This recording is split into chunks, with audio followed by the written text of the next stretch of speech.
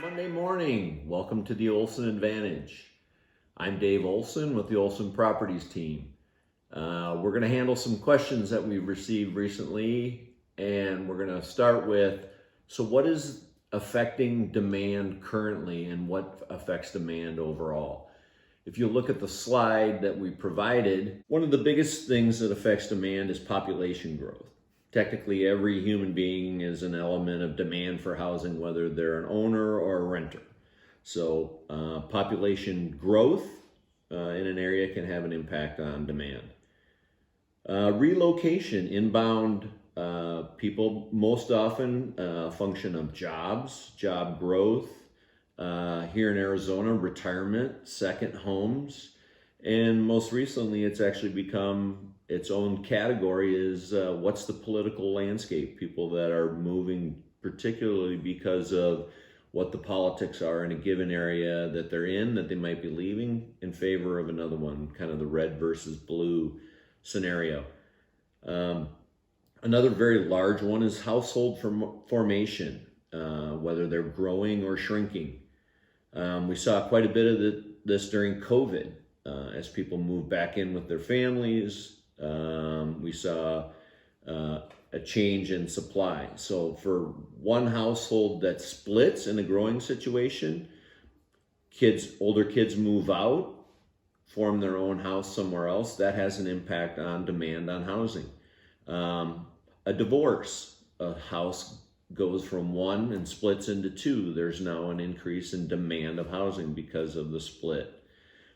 Same thing can happen in a shrinking situation. If husband and wife form a single home, that's a reduction in the amount of inventory, so it puts another home available. Sometimes the kids move back into the house, they leave and that creates another piece of real estate as well. Parents have been moving back in with their children in some cases, and that increases the amount of inventory because one is left as part of the product. Affordability has become very topical recently. Employment and income obviously affects overall affordability. Prices have been rising at a rate greater than incomes have been rising, and this is putting some pressure on affordability. Appreciating home prices decreases affordability and obviously then reduces demand, which we're definitely seeing some of that now after 30% appreciation this last year. Depreciating home prices increases affordability and can have an increase in demand. Eventually, not right away in the beginning, because most people are a little fearful as to what might be happening. Interest rates can have a big impact on demand. We're starting to see some of that right now as rates have gone up slightly since the beginning of the year, although they are historically low. We're coming off the bottom, so to speak, and as they're rising, it makes it more difficult for people to afford homes, particularly after they've risen recently.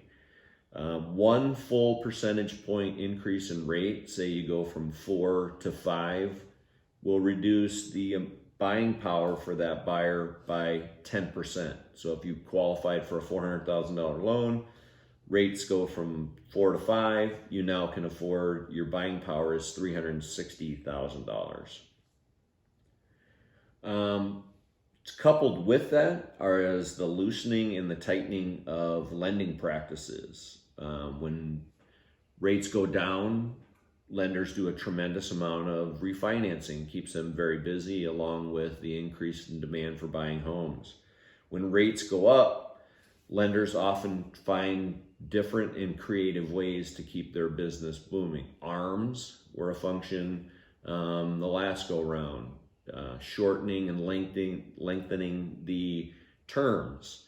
Instead of a 15-year, you now have to do a 30-year, or there's different creative ways to help out, say, down payment assistance and first-time homebuyer programs. So the lenders get a little creative when there's a change in interest rates.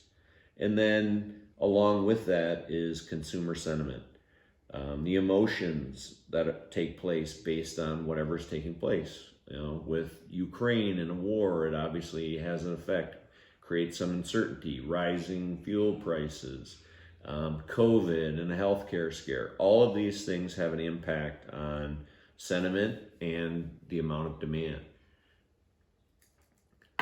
Hopefully you found this information valuable, and remember that you can always text the word answers to 59559, and we're happy to answer any other questions for you. Thanks so much and have a great week.